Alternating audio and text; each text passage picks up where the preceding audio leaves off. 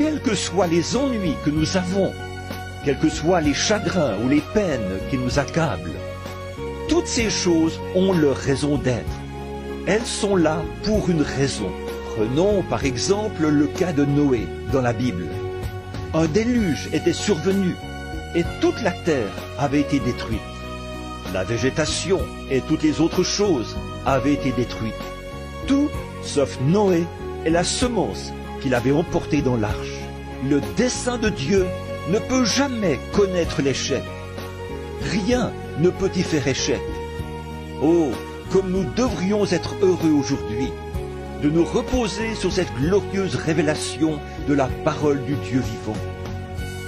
Rien de ce qui existe maintenant ou de ce qui pourrait survenir, aucune maladie, aucun chagrin, aucune mort, aucun péril, rien ne peut nous séparer du dessein du Dieu vivant.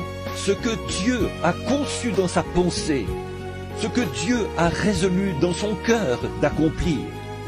Aucun démon, aucune puissance, rien ne pourra jamais disjoindre ce grand plan immortel, le plan éternel de Dieu. Tout doit s'accomplir comme Dieu l'a dit. Alors, nous voyons que dans les jours où le monde entier allait être détruit par le déluge, Dieu avait fait des préparatifs. Des préparatifs dans quel but? De préserver son dessein. C'est ce qu'il a fait du temps de Noé. Et il le fait encore aujourd'hui. Il a fait des préparatifs afin de préserver son propre dessein.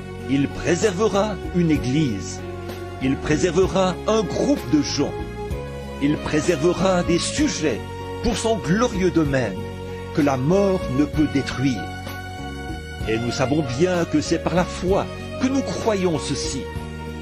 Mais la résurrection produit un solide fondement sur lequel repose notre foi. Rien ne peut détruire cela. Comme l'a écrit une fois le poète, « Oh, quel avant-goût de la gloire divine, héritier du salut, acquis par Dieu, né de son esprit, lavé dans son sang. » Quelle assurance!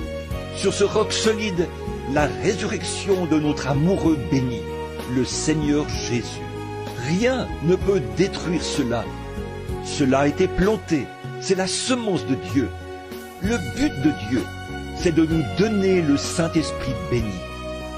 Le but de Dieu, c'est de nous montrer des signes, des prodiges et des miracles. C'est le but de Dieu, et rien ne peut le détruire. Toutes les puissances de l'enfer auront beau s'engager à fond à combattre ce but, il prévaudra quand même. Nous avons la promesse éternelle de Dieu.